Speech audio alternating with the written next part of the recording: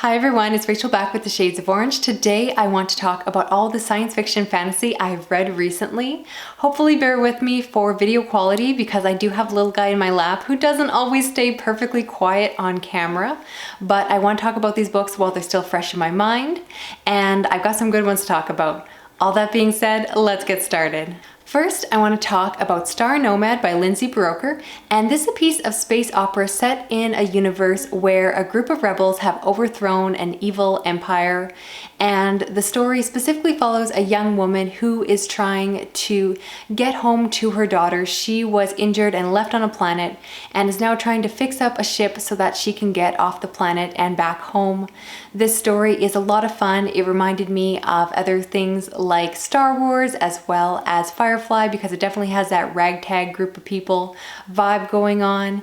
It was a lot of fun. I'll say it wasn't the most complex space opera I have read, but if you're just looking for a good escapist read, there's a lot of good humor, there's some good sexual tension between some of the characters, and I very much enjoyed it. It's the start of a series and I do plan on continuing on when I'm just looking for a light, fun read. This is definitely a very bingeable series. Next, I read a science fiction novella called Final Girls by Myra, and this is about an institute where a group of doctors have developed this radical theory where they run patients through simulations of horror movies in order to work through their psychological issues. The story is told from the perspective of Esther, who is a journalist trying to debunk this therapy. In order to do so, of course, she has to go into one of these VR sessions and try it out for herself. I think anyone like me who loves horror in any form, whether it be books or movies, will really enjoy this one. It's definitely more science fiction, but there's a lot of good quotes about horror and how it affects us and why we seek it out. And it was just very much a fun story. It's very quick, just over 100 pages. You will fly through it. And I think it's definitely worth the read. I really enjoyed it and I'm really enjoying reading more of Myra Grant's work. Next, I want to talk fantasy, and I read The Poppy War by Rf Quang, and this, of course, is a story of a young orphan girl who works hard and gets into a prestigious military school.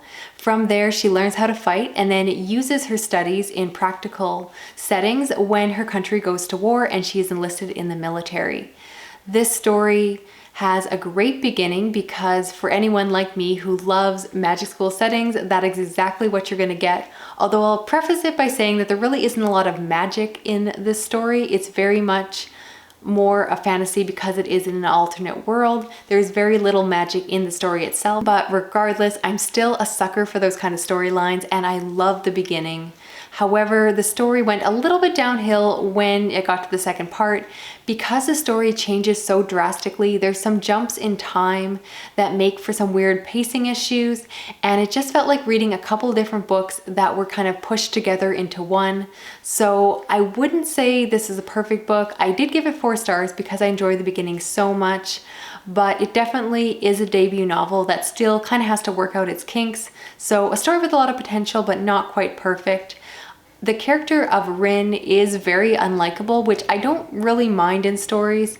Because she is an underdog in this first volume, I still found myself cheering for her because I really enjoy those kind of characters, but you're really not going to like her as a person, so if that's something you're sensitive to, just keep that in mind. I will say the story is incredibly dark, huge trigger warnings, and while I normally say the dark books are really fun, I can't call this book fun because the reason it's so dark and grim, like everyone describes it to be, is the fact that it's based off of historical events, essentially the rape of Nanking, and that's just really difficult to read and not in a fun, dark way. So keep that in mind. Again, a lot of good potential in this one. A lot of things I liked, was not perfect, but I'm very much interested to see what else this author writes. Now, I also read a novella called The Emperor's Railroad by Guy Haley, and this is a post-apocalyptic story set in a world where an infection has broken out and essentially started to turn people into zombies. The story is told from a young boy's perspective. He is going along the countryside trying to get to safety with his mother, and they come under protection of a man named Quinn, who is supposedly a knight.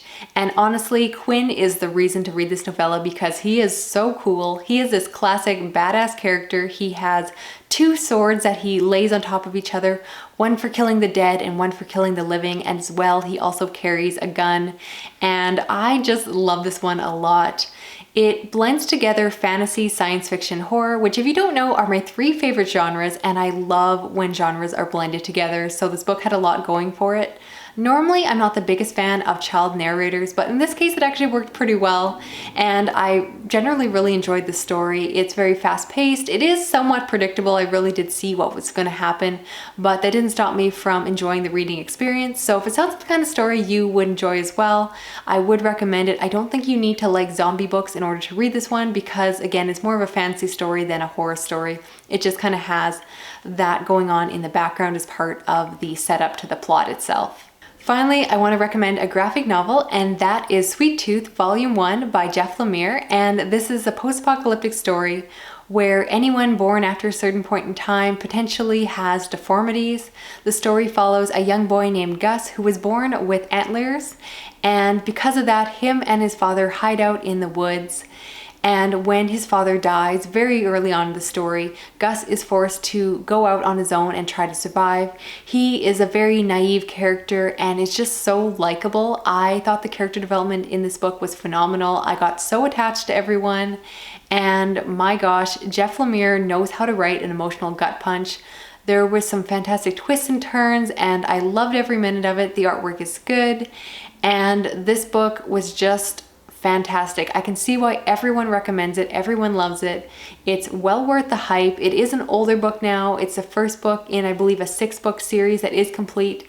And upon finishing this first volume, I requested the remaining 5 volumes for my library, and I'm dying to know what happens next. So highly, highly recommend that one if you haven't checked it out. Even if you don't read a lot of graphic novels, this is one that I think has a lot of wide appeal. So I would recommend it to just about anyone. So that's it for this video. Thank you so much for watching. Hopefully you are willing to bear with my less than perfect filming style for the next little while. I apologize that you probably heard some little squawks throughout the video, and it's just the only way I'm going to get filming done, so it's either this or not film at all. So let me know if you're willing to bear with me. I would love to know what you think of any of the books I talked about today. If you have read them already or planning on picking them up, please share down below. As always, thank you so much for watching. I will hopefully talk to you again soon. Okay, bye-bye.